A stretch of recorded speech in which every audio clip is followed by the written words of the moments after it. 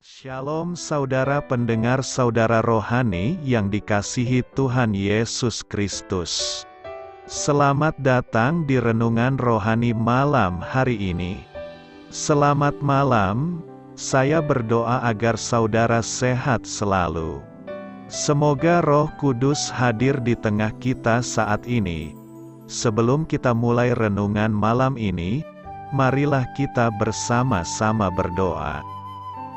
Bapa kami yang di surga, Bapa di dalam nama Tuhan Yesus Kristus, kami sungguh mengucap syukur, ya Tuhan, oleh karena Engkau sangat baik buat kami. Engkau ada bersama kami dan menopang hidup kami di siang hari dan di malam hari. Engkau ada bersama-sama dan menyertai kami. Tuhan, kami memuji dan bersyukur kepadamu pada malam hari ini, kami masih bisa berkumpul di rumah kami yang kecil ini. Tuhan, saat ini kami hendak mendengarkan firman-Mu.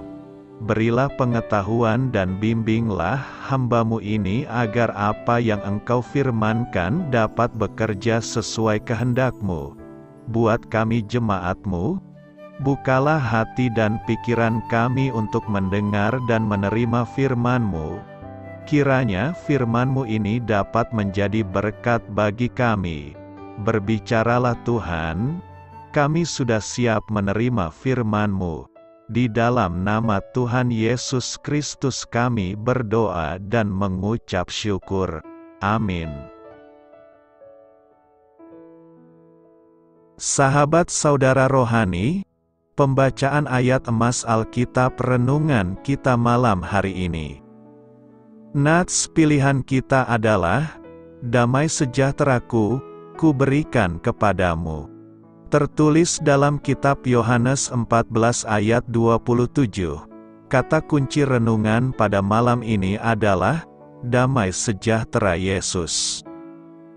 Dan bacaan kita pada malam ini terambil dari kitab Matius 16 ayat 21 sampai dengan ayat 28.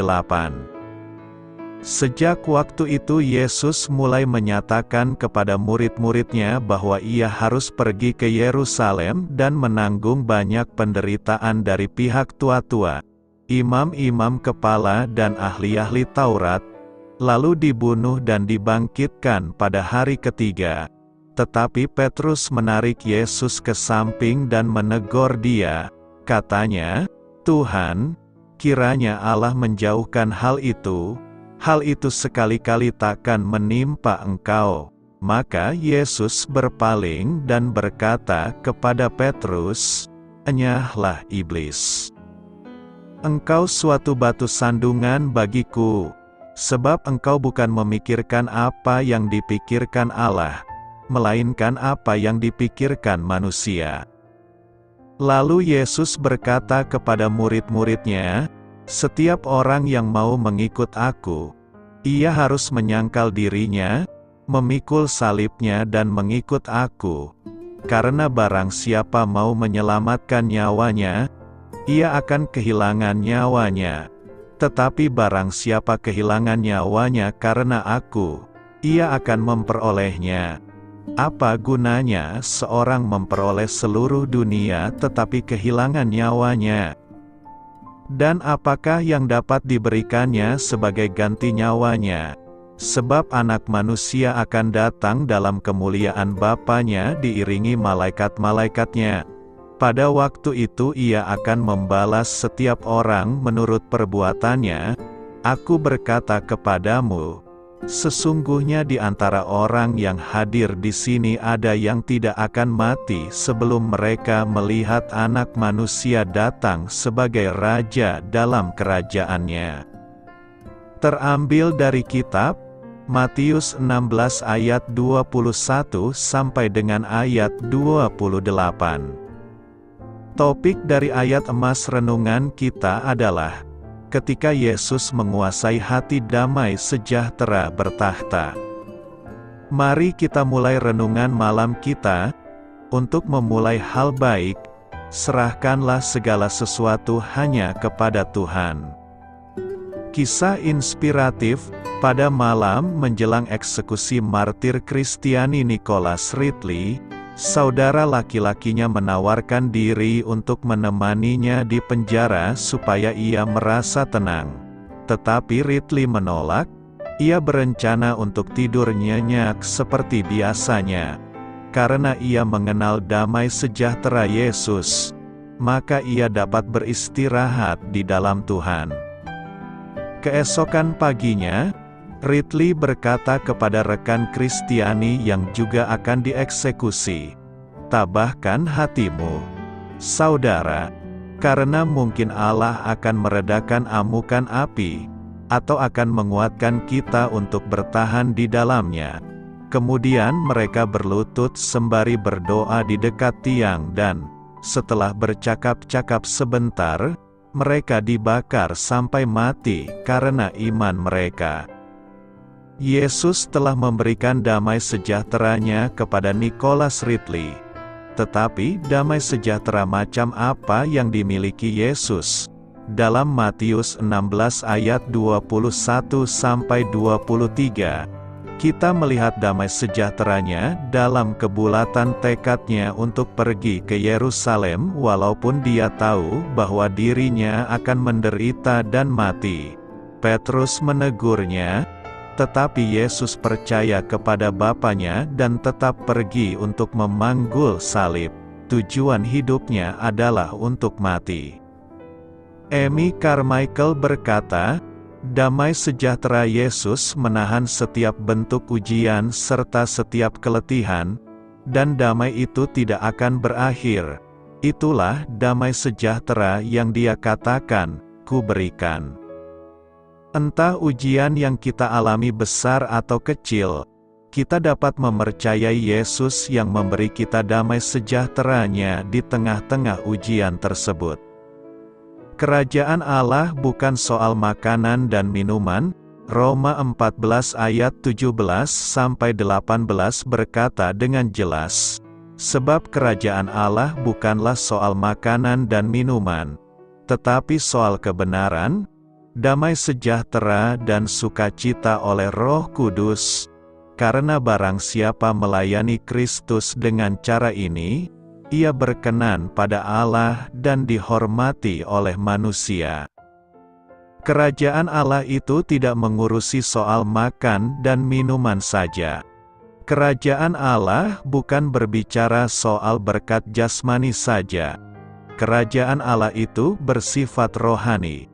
Kerajaan Allah itu berbicara soal kebenaran, damai sejahtera dan sukacita. Ketiga berkat rohani tersebut diberikan oleh Roh Kudus kepada setiap orang yang percaya kepada Tuhan Yesus.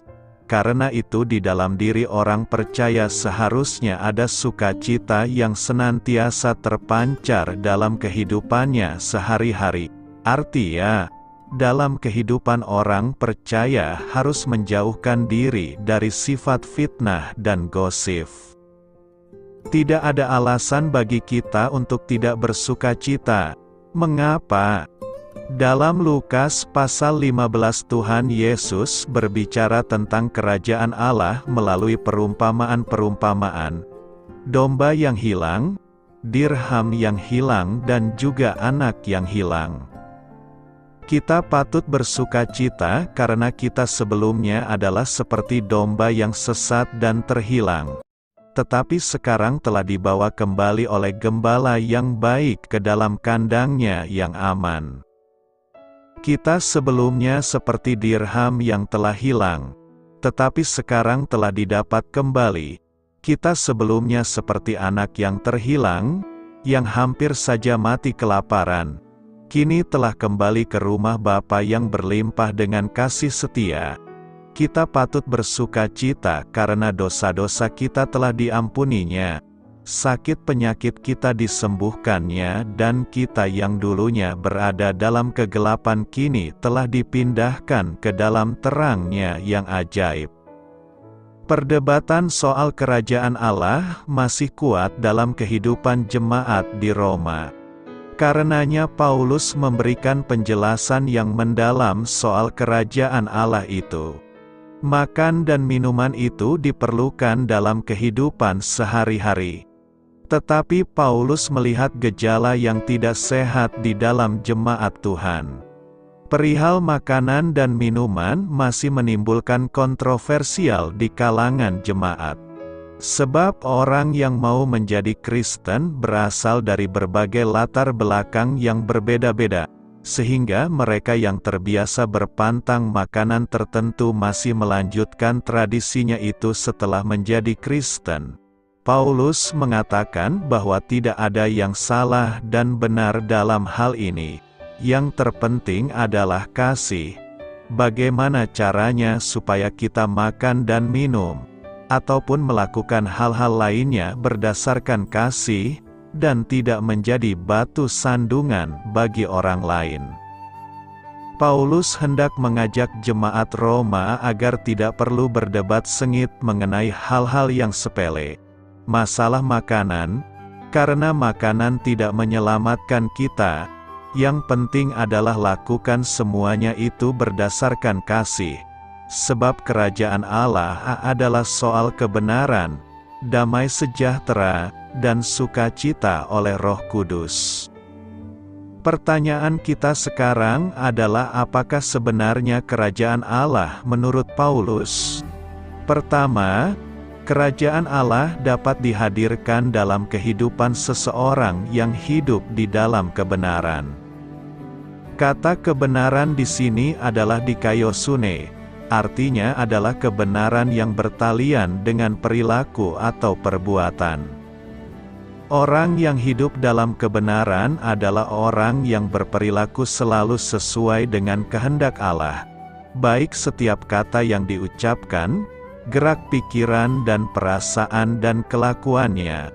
Kebenaran yang dimaksud dalam ayat ini bukan kebenaran yang didasarkan pada hukum, tetapi kebenaran yang didasarkan pada moral atau kesucian Allah sendiri. Karena Roh Kudus dimateraikan dalam kehidupan kita, maka Roh Kudus akan memampukan orang percaya untuk mencapai kehidupan yang berkenan di hadapan Tuhan. Kedua, orang yang hidup dalam kerajaan Allah adalah orang-orang yang memiliki damai sejahtera dan sukacita. Damai sejahtera dan sukacita oleh Roh Kudus menunjukkan suasana jiwa yang positif.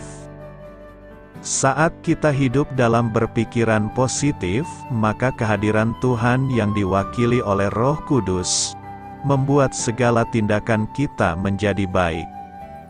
Ini bukan sesuatu yang bersifat mistis. Artinya bukan sesuatu yang dapat dirasakan tanpa pengertian.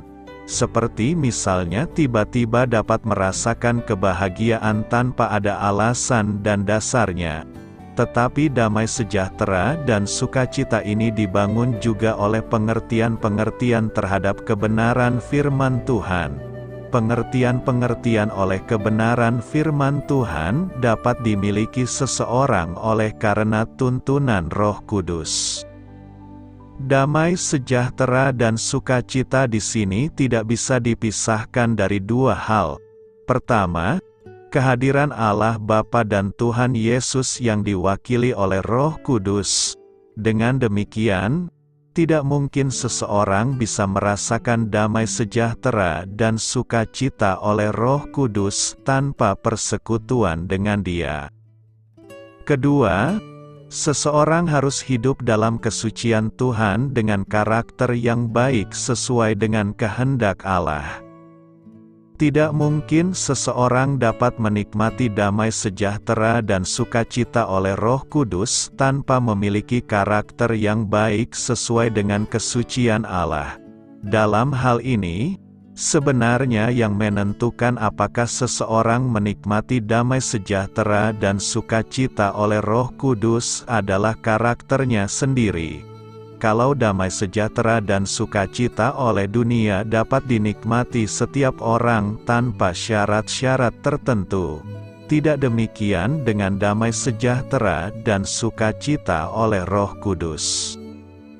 Terkait dengan hal ini Tuhan Yesus menyatakan, damai sejahtera kutinggalkan bagimu. Damai sejahtera-Ku kuberikan kepadamu, dan apa yang kuberikan tidak seperti yang diberikan oleh dunia kepadamu. Janganlah gelisah dan gentar hatimu. Pernyataan Tuhan Yesus di sini memuat satu maksud bahwa untuk menikmati damai sejahtera dan sukacita oleh Roh Kudus sangat bersyarat, tidak seperti damai sejahtera dan sukacita oleh dunia. Hanya orang yang hidup dalam penurutan terhadap kehendak Allah yang dapat menikmati damai sejahtera dan sukacitanya. Karena itu, marilah wujudkan kerajaan Allah itu dalam hidup kita masing-masing.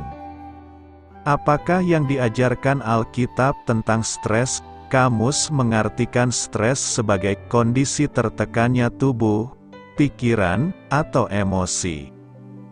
Ada stres yang dibutuhkan dan bahkan baik seperti tekanan fisik yang dialami otot kita dalam berolahraga demi memperkuatnya.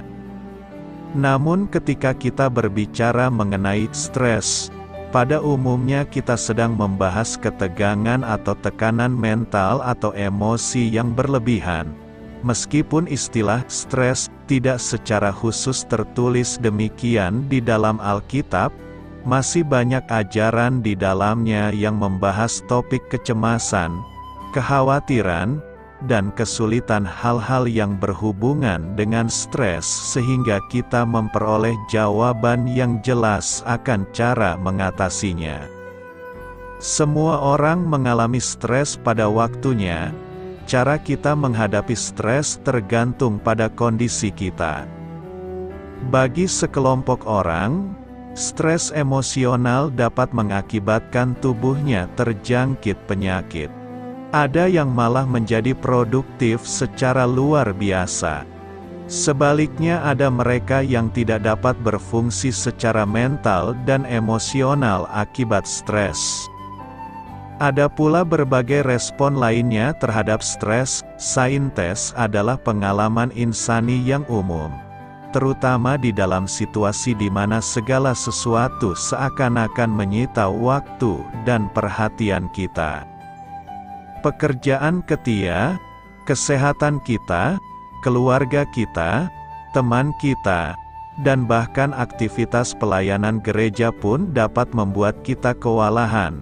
Solusi yang terbaik mengatasi stres adalah menyerahkan hidup kita kepada Allah dan mencari hikmat-Nya dalam menentukan prioritas, serta meminta supaya Ia memampukan kita melakukan semua tugas yang telah Ia siapkan. Ia selalu mencukupi, sehingga kita tidak perlu ditenggelamkan oleh stres. Salah satu penyebab stres adalah keuangan. Kita stres dalam hal keuangan karena kita merasa kita tak berkecukupan. Kita khawatir tidak sanggup melunasi tagihan kita, dan banyak yang menyambung hidup dengan gaji yang mereka terima tiap bulannya. Atau kadang ada di antara kita yang memeluk materialisme dan, oleh karena itu, stres karena berjuang memelihara gaya hidup tersebut. Ada yang stres dalam hal keuangan karena mereka tidak yakin bahwa Allah akan mencukupi semua kebutuhan pokok mereka. Yesus mengajar, "Janganlah khawatir akan hidupmu, akan apa yang hendak kamu makan atau minum, dan janganlah khawatir pula akan tubuhmu, akan apa yang hendak kamu pakai. Bukankah hidup itu lebih penting daripada makanan dan tubuh itu lebih penting daripada pakaian? Siapakah di antara kamu yang karena kekhawatirannya dapat menambahkan sehasta saja pada jalan hidupnya?" Memang benar bahwa kita dipanggil untuk mengelola keuangan dengan baik dan memenuhi kebutuhan keluarga kita. Namun kita tidak boleh lupa bahwa Allah adalah penyedia kita. Jika kita benar adalah milik-Nya, kita tidak perlu khawatir ditinggalkan oleh-Nya. Sebaliknya, Ada mereka yang stres finansialnya disebabkan oleh ketamakan dan bukan oleh kebutuhan pokok. Materialisme menyebabkan stres karena, jika kita mencari kepuasan dalam barang yang dijajakan oleh dunia, kita telah ditumbangkan oleh tipu daya kekayaan, sebuah anggapan yang berdusta bahwa hal-hal materi dapat menghilangkan stres dan membawa kebahagiaan, rasa puas, dan sukacita.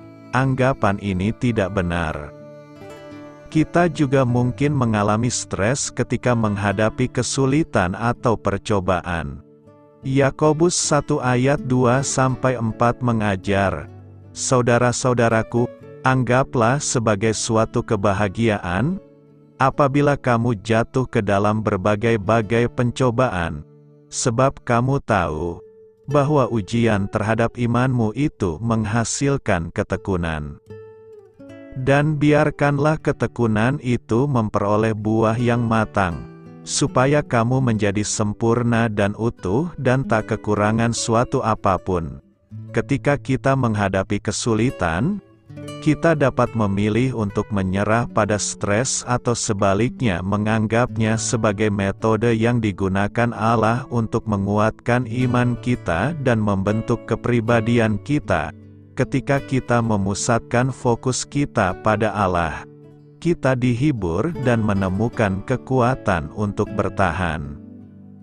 Apapun bentuk stres dalam kehidupan kita, langkah pertama yang perlu kita ambil adalah menghadapinya bersama Yesus Kristus.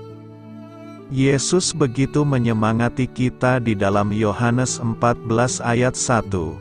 "Janganlah gelisah hatimu, percayalah kepada Allah, percayalah juga kepadaku." Kita begitu membutuhkan Yesus di dalam kehidupan kita. Kita membutuhkan Dia karena hanya Ia saja yang dapat memberi kita kekuatan untuk menanggung berbagai kesulitan dalam kehidupan ini. Percaya padanya tidak berarti kita akan terlepas dari kesulitan hidup atau merasa stres. Artinya, kehidupan yang dijalani tanpa Yesus Kristus akan ditandai oleh stres dan hambatan yang mustahil dihadapi. Kepercayaan juga berarti kita akan yakin. Amsal 3 ayat 5-6 mengajar, "Percayalah kepada Tuhan dengan segenap hatimu, dan janganlah bersandar kepada pengertianmu sendiri. Akuilah Dia dalam segala lakumu, maka Ia akan meluruskan jalanmu." Bersandar pada pengertian pribadi kita juga mengandung makna bahwa kita memeluk sudut pandang duniawi tentang cara pelepasan stres seperti konsumsi alkohol atau narkoba atau hiburan tanpa batas. Lain daripada itu, kita harus mempercayai firman-Nya sebagai satu-satunya pedoman mencapai kehidupan yang minim stres. Daud berkata, "Aku telah mencari Tuhan, lalu Ia menjawab aku, dan melepaskan aku dari segala kegentaranku." Daud tahu bahwa dengan mencari Tuhan dan menceritakan kesulitan yang ia hadapi, maka ia akan beroleh perkenanan darinya. Tuhan menjawabnya dan menenangkannya.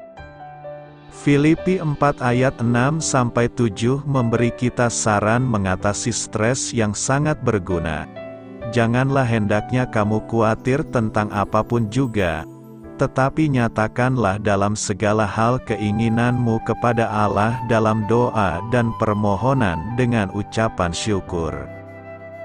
Damai sejahtera Allah, yang melampaui segala akal, akan memelihara hati dan pikiranmu dalam Kristus Yesus." Tuhan telah memberitahu kita untuk tidak khawatir tentang apapun, melainkan memanjatkan semuanya kepadanya dalam doa. Mengangkat beban dan keprihatinan kita pada Allah yang kudus dan benar setiap hari dapat mengurangi stres dalam kehidupan kita. Mazmur 55 ayat 2 menyuruh kita menyerahkan segala kekhawatiran kita padanya karena Ialah yang memelihara kita dan Ia tidak pernah gagal dalam hal itu. Yesus Kristus menjanjikan rasa damai jika kita datang kepadanya membawa kecemasan dan keprihatinan kita. Damai sejahtera ku tinggalkan bagimu, damai sejahtera ku berikan kepadamu. Dan apa yang kuberikan tidak seperti yang diberikan oleh dunia kepadamu. Janganlah gelisah dan gentar hatimu.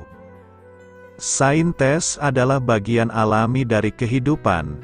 Namun bagaimana kita menghadapinya adalah pilihan kita.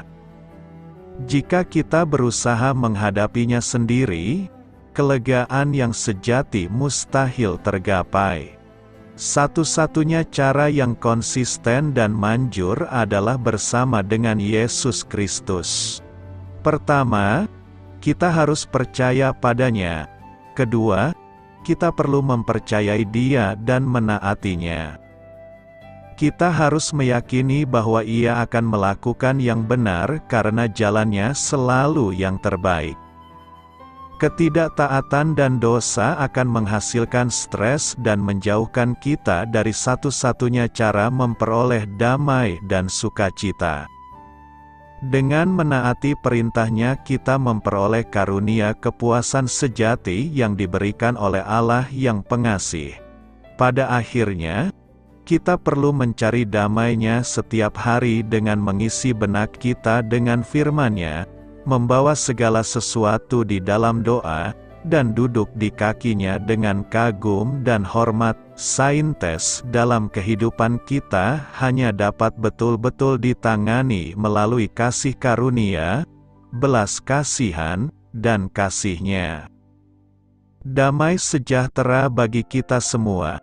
Rema hari ini terambil dari kitab Yohanes 14 ayat 27. Damai sejahtera ku tinggalkan bagimu. Damai sejahtera ku berikan kepadamu, dan apa yang ku berikan tidak seperti yang diberikan oleh dunia kepadamu. Janganlah gelisah dan gentar hatimu. Sebagian besar anak-anak Tuhan pasti sudah siap dengan visi dan semangat yang baru untuk menyongsong hari depan yang penuh harapan. Tetapi ada juga sebagian anak-anak Tuhan yang masih terus hidup dalam kekhawatiran dan kegelisahan. Mereka masih terus berkutat dengan pergumulannya, entah itu persoalan keluarga, hutang piutang, sekolah, jodoh, pekerjaan, pelayanan, dan lain-lain. Firman Tuhan dalam Yohanes 14 ayat 27 berkata, "Janganlah gelisah dan gentar hatimu. Buka hati dan percaya, serta imani dengan sungguh-sungguh bahwa Tuhan melihat persoalan kita." Dan, ketika Dia sudah melihat persoalan kita, Dia pasti akan turun tangan dan memberikan damai sejahtera kepada kita walaupun masalah masih ada. Damai sejahtera yang Tuhan berikan bagi kita tidak seperti yang diberikan oleh dunia. Damai sejahtera yang dari dunia bersifat sementara dan semu. Tetapi damai sejahtera yang Tuhan berikan adalah damai sejahtera yang bersifat kekal, yang selalu mendatangkan berkat melimpah atas hidup kita. Kita bisa merasa damai sejahtera karena kita tahu Tuhan melihat keadaan kita. Dia melihat apa yang sedang kita hadapi. Dia akan datang dan Dia akan bekerja menyelesaikan semua persoalan kita yang belum tuntas di tahun-tahun sebelumnya. Ia sudah berjanji dan janjinya ya dan amin. Sepasti dan seteguh matahari yang selalu setia bersinar, pengharapan di dalam Dia tidak pernah mengecewakan. Akan ada damai sejahtera yang melampaui akal pikiran kita. Dalam rumah tangga kita, dalam bisnis dan pekerjaan kita, dalam pertemanan kita dan dalam hubungan kita dengan Tuhan. Kasih karunia, berkat, perlindungan dan anugerah melimpah akan menyertai kita semua. Renungkan, ketika Tuhan sudah melihat persoalan kita, Dia akan turun tangan dan memberikan damai sejahtera kepada kita. 1. Apa janji Tuhan pada setiap anak-anaknya yang percaya dan berharap kepadanya? 2. Bagaimana Anda memasuki tahun yang baru ini? Sudahkah damai sejahtera ada dalam hati Anda? 3. Jika belum, coba periksa hati dan hidup Anda. Masihkah ada sesuatu yang menghalangi hubungan Anda dengan Tuhan? Lakukan pemberesan dengan segera, dan damai sejahtera Tuhan akan memenuhi hati Anda. Doa untuk hari ini. Bapa, terima kasih atas berkat anugerah melimpah dan damai sejahtera yang telah Engkau nyatakan atas kami anak-anak-Mu. Kami percaya Engkau sudah melihat dan menyelesaikan pergumulan kami.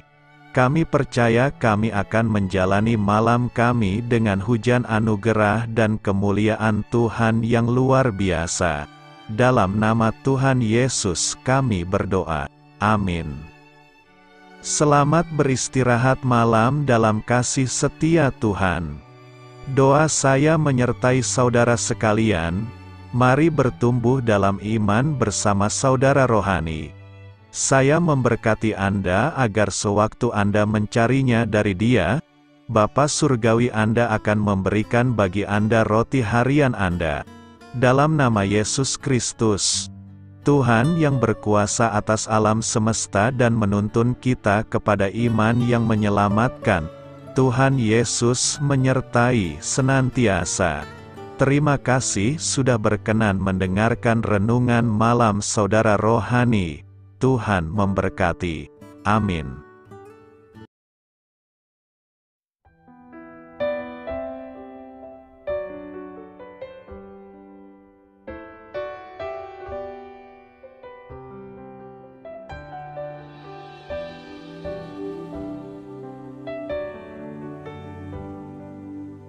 Marilah kita renungkan, sahabat saudara rohani, demikianlah renungan firman Tuhan malam hari ini. Semoga menjadi berkat di dalam hidup kita dan menjadikan kita pribadi yang lebih baik. Sebelum kita beristirahat pada malam hari ini, marilah kita berdoa. Bapa kami yang di surga, Bapa, di dalam nama Tuhan Yesus Kristus, kami sungguh mengucap syukur, ya Tuhan, oleh karena Engkau sangat baik buat kami. Engkau ada bersama kami dan menopang hidup kami di siang hari dan di malam hari. Engkau ada bersama-sama dan menyertai kami, ya Tuhan Yesus. Kami mengucap syukur untuk firman-Mu, ya Tuhan, yang memberikan kami kekuatan dan menyadarkan kami bahwa kami tidak perlu takut dengan gelap dan malam. Sebab Tuhan, Engkau ada bersama kami. Engkau melindungi kami dan menjadi perisai bagi kami hamba-Mu berdoa saat ini. Tuhan, untuk setiap pendengar renungan ini yang mengalami ketakutan, kecemasan, kegelisahan, pada situasi gelap dan malam hari di dalam nama Tuhan Yesus Kristus. Kuasa Tuhan melepaskan mereka dari segala ikatan roh-roh ketakutan yang mengikat mereka saat ini. Tuhan melepaskan setiap anak-anak-Mu dari segala rasa takut dan kecemasan. Di dalam nama Tuhan Yesus segala kuasa-kuasa roh jahat, kuasa setan iblis yang mengganggu anak-anak-Mu, ya Tuhan, tolong hancurkan dan halaukan dengan kuasa-Mu. Dalam nama Tuhan Yesus Kristus, berkati setiap kami anak-anak-Mu, ya Tuhan, dan lindungilah kami. Kami aman di dalam Engkau. Ya Tuhan, penuhilah setiap hati kami dengan keberanian, damai sejahtera, dan sukacita serta ketenangan yang dari Tuhan. Berkati kami di malam hari ini, saat kami tidur dan beristirahat. Kuasa-Mu, ya Tuhan, menaungi setiap kami, memberkati dan melindungi kami. Bangunkanlah kami kembali besok pagi dengan kekuatan yang baru, tubuh yang sehat diberkati Tuhan, dan berkat-berkat yang baru Tuhan sediakan bagi kami. Terima kasih, ya Tuhan, kami sungguh mengucap syukur untuk firman-Mu yang menguatkan kami. Dalam nama Tuhan Yesus Kristus Juru Selamat kami, Bapa kami yang baik, kami mengucap syukur dan berdoa haleluya.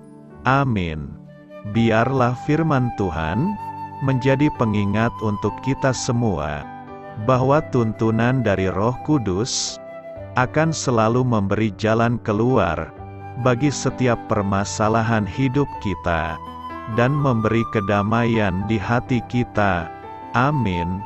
Sampai jumpa di renungan malam saudara rohani berikutnya.